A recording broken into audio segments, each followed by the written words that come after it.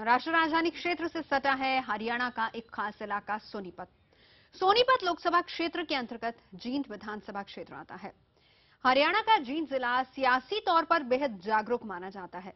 जींद के सफीदू सीट से विदेश मंत्री सुषमा स्वराज की बहन वंदना वर्मा मैदान में उतर रही हैं और उनका मुकाबला काफी रोचक होने वाला है। और इस बार विधानसभा चुनावों को लेकर क्या है यहां की जनता की राय, क्या है जनता का मिजाज, हमारे संवाददाता नीरज गुप्ता पहुंचे वहां पर जानने की कोशिश की।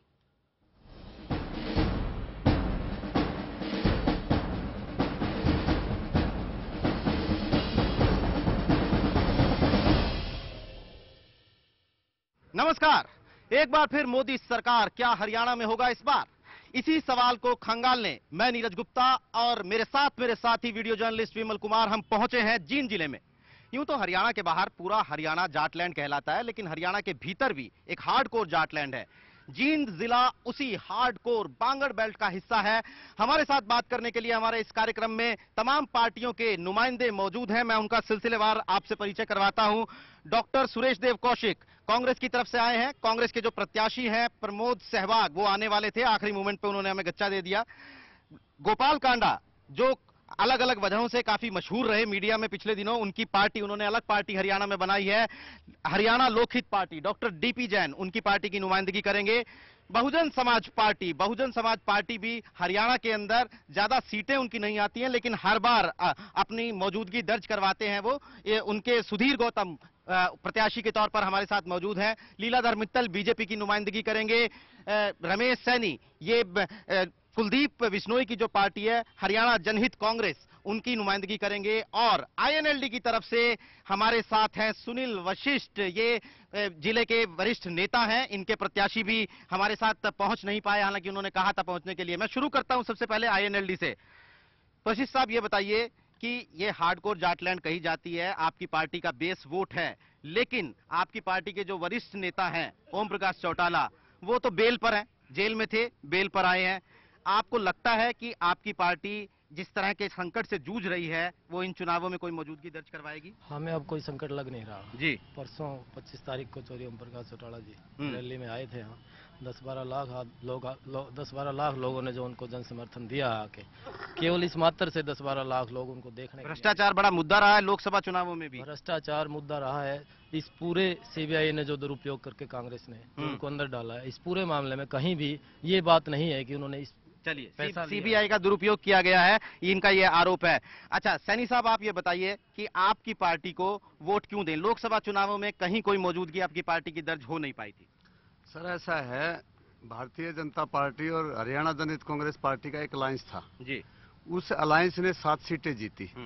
वो उपस्थिति हमारी है। आपकी पार्टी के नेता जो कुलदीप बिश्नोई थे, चेहरा हैं, वो भी अपनी सीट नहीं बचा पाए। उसको षड्यंत्र के तहत सभी पार्टियों ने मिलकर के हरा दिया। अच्छा। उसके वहाँ हमारी जैसे उचाना में, नारनौंद में, उकलाना में वहाँ पर बूथ कैप्चरिंग होगी, जिसकी वजह से अगर फेयर इलेक्शन हो तो कुलदीप। चलिए चुनावों में गड़बड़ी का आरोप है, हालांकि वोटर किसी षड्यंत्र का शिकार होता नहीं है चुनावों के अंदर, ऐसा कहा जाता है। लीलाधर जी, बीजेपी ने लोकसभा चुनावों में 10 में से 9 सीटें जीती, लेकिन यह सच्चाई है कि विधानसभा चुनावों में हरियाणा के अंदर बीजेपी का ना कोई चेहरा है और ना ही इससे पहले बीजेपी अपनी कभी मौजूदगी दर्ज करवा पाई है। आप हमेशा अलायंस में लड़े हैं, इस बार अकेले लड़ रहे हैं। क्या कॉन्फिडेंस, क्या आपको यकीन दिलाता है कि वोटर आपके पास आएगा? देखिए पूरे हरियाणा की एक ही आवाज है कि जिस प्रकार से केंद्र में प्योर भारतीय जनता पार्टी की सरकार बनी है, उसी प्रकार से हरियाणा में भी भारतीय जनता पार्टी यानी आप एक बार फिर विधानसभा में भी नरेंद्र मोदी के चेहरे पर वोट खींचने की तैयारी में हैं? देखिए आज नरेंद्र मोदी केवल एक चेहरा नहीं है जी। आज वो एक अंतर्राष्ट्रीय नेता बन चुके हैं। और दूसरी बात जहां तक हरियाणा की है, इनमें से कोई भी पार्टी हरियाणा की समस्याओं का अभी तक समाधान नहीं कर पाई। और भारतीय जनता पार्टी में हर वर्ग में मजबूत नेता है और इस मजबूत नेता लेकिन कोई चेहरा मुख्यमंत्री के तौर पे कोई चेहरा नजर नहीं आता है। देखिए हमारे पास तो इतने चेहरे हैं कि जनता उन पे विश्वास करती है और उनमें से जिस नारियल को भी हम तिलक कर देंगे वो पूजा का तिलक बन जाएगा। चलिए ये एक अच्छी दलील है कि चेहरा की हमें जरूरत नहीं है, क्योंकि कोई भी नेता मुख्यमंत्री बन सकता है। सुधीर गौतम जी, बीएसपी, हालांकि हरियाणा में जो आपकी पार्टी का बेस वोट है दलित वोट, अच्छा खासा दलित वोट बैंक है, लेकिन उस दलित वोट बैंक को कभी भी एक संगठित वोट बैंक के तौर पे इस्तेमाल किया नहीं जा सका। आप पहले भी लड़े हैं। आपके जो पार्टी के नेता अरविंद शर्मा, वो तो कांग्रेस में थे, वो छोड़ के आए हैं, आपकी पार्टी अभी ज्वाइन किया है। आप किस भरोसे चुनाव लड़ रहे हैं और वोट लेंगे? देखिए, इस बार बहुजन समाज पार्टी को एक बहुत बड़ा दिग्गज चेहरा डॉक्टर अरविंद शर्मा जी के रूप में मिला है। कांग्रेस से आए? देखिए, कांग्रेस से तो बहुत सारे लोग बीजेपी में भी आए हैं। ये सवाल आप इन साथी से भी कर सकते हैं। मैं करूंगा। देखिए, डॉक्टर अरविंद शर्मा जी ने सन 1996 में लोकसभा चुनाव में ऐसा कीर्तिमान स्थापित किया, आजाद सांसद का चुनाव जीतकर, जिसको आज तक कोई चुनौती नहीं दे पाया है। तो एक बहुत दिग्गज चेहरा बहुजन समाज पार्टी को हरियाणा में मिला। अरविंद शर्मा के चेहरे पे आप चुनाव लड़ रहे हैं। विकास का मुद्दा है। आज तक जितनी भी पार्टियों की सरकारें हरियाणा में रही, देखिए जींद जिले की हर सरकार में उपेक्षा हुई है जी। ये तमाम लोग जिम्मेदार हैं। मैं आपके पास लौटूंगा। जींद जिले की उपेक्षा हुई है, यहाँ विकास नहीं हुआ है, ये बीएसपी का मुद्दा है। डॉक्टर साहब, आपकी पार्टी के जो नेता हैं वो सुर्खियों में रहे पिछले दिनों, लेकिन बड़ी ही नावाजिब वजहों से। गोपाल कांडा का नाम बड़ी अलग अलग वजहों से, नावाजिब वजहों से लिया जाता है। आप वोट काटू पार्टी के तौर पे लड़ रहे हैं या कुछ सीटें वीटें लेंगे, क्या आपको भरोसा है?